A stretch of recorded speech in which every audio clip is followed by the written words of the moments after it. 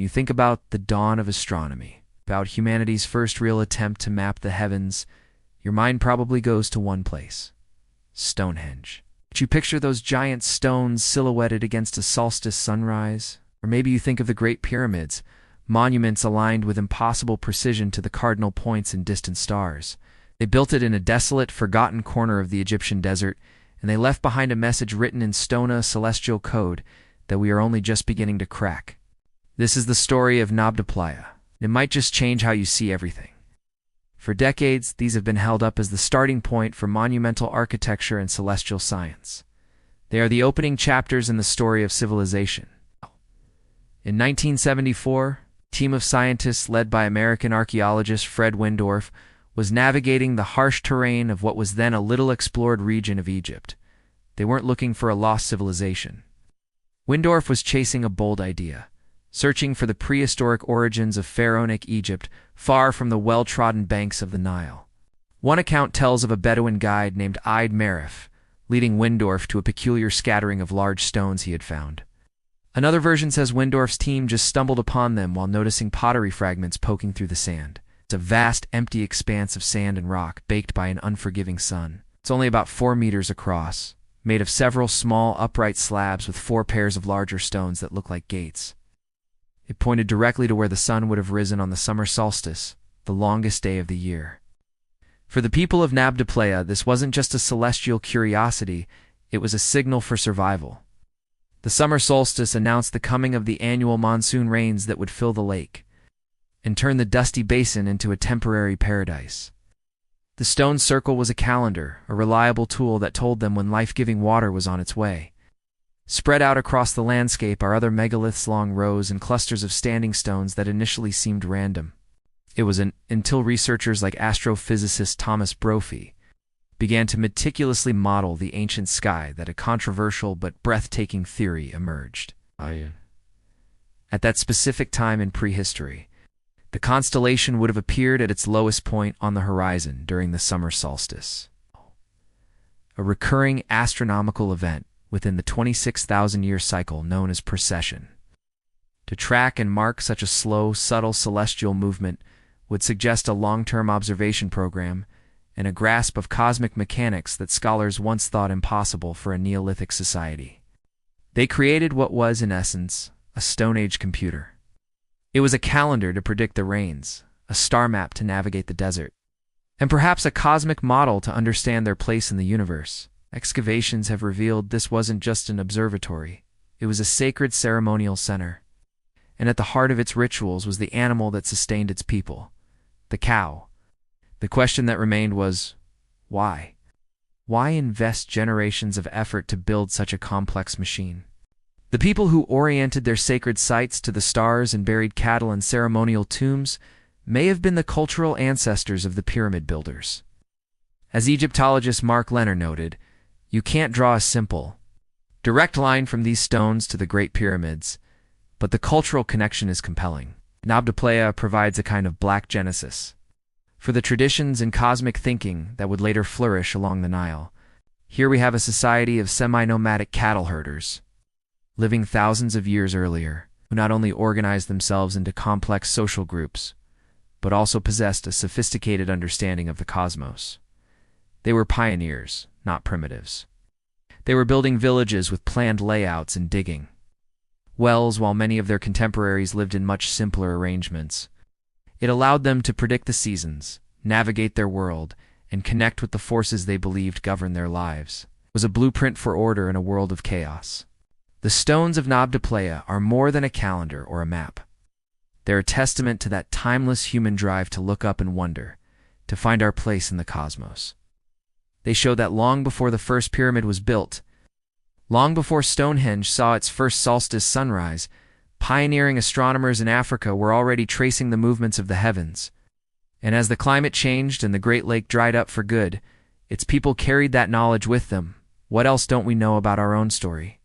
Let me know what you think in the comments below. And if you want to join more journeys to unravel the mysteries of our hidden past, make sure to subscribe. The next discovery could change everything all over again. After its rediscovery, it suffered from vandalism, and many of its keystones, including a remarkable cow sculpture, to be moved to a museum in Aswan for protection. Yet its legacy endures, a powerful reminder that our understanding of the past is always changing, that history is not a closed book. It proves that there are still profound secrets buried beneath the sands, waiting to be found. What we once thought of as the dawn of civilization may, in fact, have been the high noon of a much older, lost world.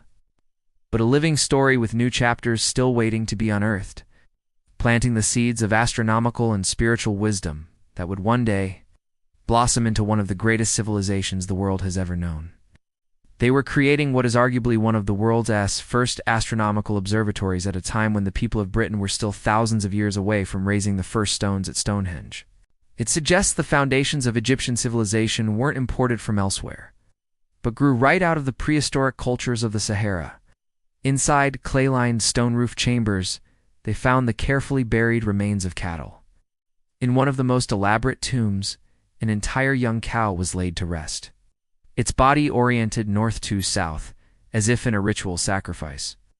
For centuries, civilization was seen as starting in Mesopotamia and Egypt around 3000 BC. The thinking was that only settled, agricultural societies had the time, resources, brainpower to develop complex science and build massive structures. Nabta Playa is part of a growing list of prehistoric sites like Göbekli Tepe in Turkey that are pushing back the timeline for advanced human culture. It shows that the path to civilization wasn't a single straight line, but a messy and diverse web of innovation, happening in different places long before our history books traditionally begin. The builders of Nabta Playa weren't waiting for civilization to be handed to them. They were actively inventing it, driven by the practical needs of survival and a deep curiosity about the world around them. This wasn't just about food, this was worship. The evidence strongly suggests that the people of Nabta Playa were part of an organized cattle-worshipping cult that emerged as early as 8,000 years ago.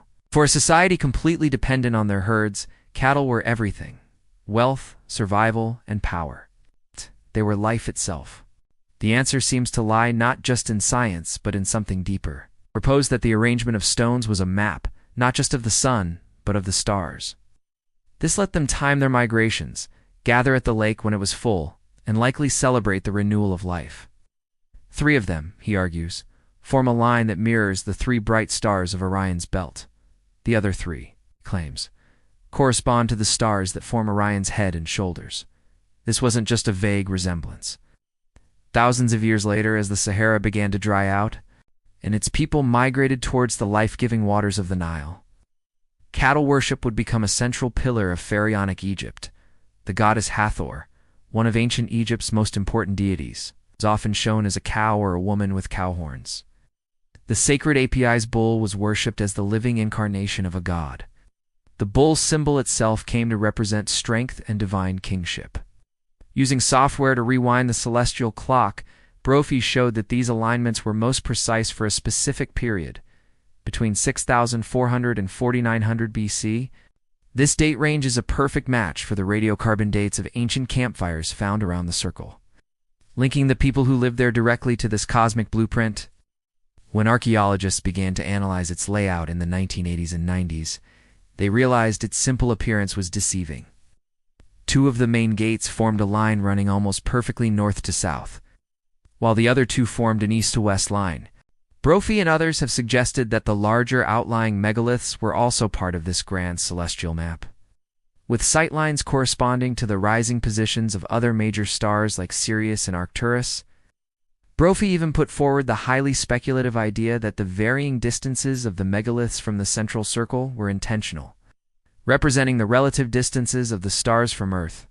While most archaeologists find this part of the theory unproven and unlikely, the very fact that these debates are happening speaks to the incredible complexity encoded within the site.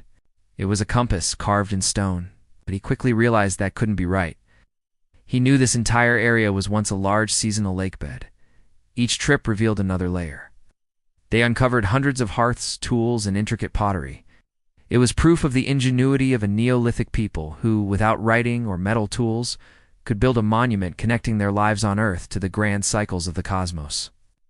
The deeper secrets were written in the stars, a code that points to a level of astronomical understanding so advanced it continues to spark intense debate among scientists today.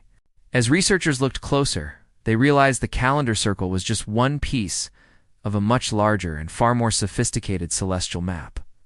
As archaeoastronomer J. McKim Malville put it, here is human beings' first attempt to make some serious connection with the heavens. He called it the dawn of observational astronomy. They learned this wasn't a permanent settlement, but a seasonal gathering place. Archaeological evidence showed that, beginning around 11,000 years ago, this arid desert was a completely different world. After the last ice age, the African monsoon rains shifted north, turning the Sahara into a sprawling savanna. For thousands of years, a large lake would appear in the Nabta Basin during the summer, attracting nomadic groups who came to graze their cattle on the lush grass. The slow-moving water that filled this basin would have left behind fine silt and sand, not heaved giant slabs of rock into place. They built villages with huts arranged in planned, straight rows. They created some of the oldest known pottery in Africa, decorated with complex combed patterns. This level of organization was stunning for its time, suggesting a society far more complex than anyone had thought possible. But the most mind-bending discovery was still buried.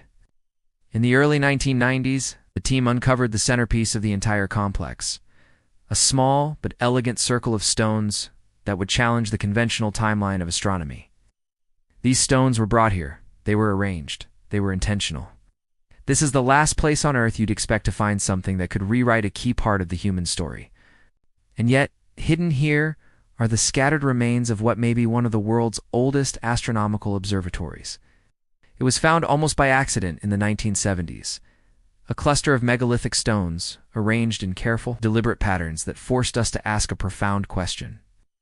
How did a society of nomadic cattle herders, thousands of years before the official dawn of civilization, possess celestial knowledge so advanced it wouldn't be seen again for millennia? What did they know? And why did they build their cosmic clock in the middle of nowhere? To find the answers, we have to go back to a time when the Sahara wasn't a desert, but a green, vibrant savanna where a mysterious culture was laying the very foundations of astronomy. But what if that story is missing its first chapter? What if 2,000 years before the first stones were raised at Stonehenge, and long before the pharaohs even dreamed of their pyramids, a different society was already charting the stars with an accuracy that almost defies belief? Deep in Egypt's western desert, about 100 kilometers from Abu Simbel, lies a landscape that seems hostile to life, let alone a civilization. The story of how Nabta Playa was rediscovered is almost as unlikely as the site itself. At first, Wendorf wondered if the stones could be natural formations. Over the next 20 years, Wendorf and his colleague Ramial Schild would return to Nabta Playa again and again. These weren't simple hunter-gatherers. The people of Nabta Playa dug deep wells to sustain. The stone circle of Nabta Playa doesn't look like much at first, but that east-west alignment held the real secret. This discovery alone was incredible. Here was a functional solar calendar, built around 7,000 years ago, making it thousands of years older than the first phase of Stonehenge. But this was only the first layer. The true complexity of Nabta Playa wasn't just about tracking the sun. The true ambition of the Nabta Playa astronomers becomes clearer when you look beyond the solar calendar. Inside the main calendar circle are 6 central stones. Brophy's hypothesis suggests these 6 stones are not random at all. The Orion's belt alignment, if true, is incredibly significant. But the Orion connection was just the beginning of the theory. Whether they were mapping stellar distances or not, the builders of Nabta Playa were undeniably sophisticated skywatchers. The astronomical purpose of Nabta Playa, while profound, is only half of the story. Across the site, archaeologists have unearthed numerous burial mounds or tumuli, but these weren't for humans. This discovery provides a stunning potential link to the future. Many researchers now believe that the rituals at Nabta Playa mark the earliest known roots of the belief systems that would later define dynastic Egypt. The existence of Nabta Playa challenges us to rethink our Nitantity story of the ancient past. Nabta Playa complicates that picture. And this wasn't just a fluke. The knowledge encoded at Nabta Playa was a form of power. In the quiet of the Egyptian desert, under a brilliant canopy of stars, stands a monument to a forgotten chapter of our history. The site itself has faced challenges. The discovery of Nabta Playa has fundamentally changed how we see the ancient world. If a 7,000-year-old star map was hiding in the Egyptian desert, what other secrets are still out there? What else don't we know about our own story? Let me know what you think in the comments below. If you want to join more journeys to unravel the mysteries of our hidden past, make sure to subscribe. The next discovery could change everything, all over again.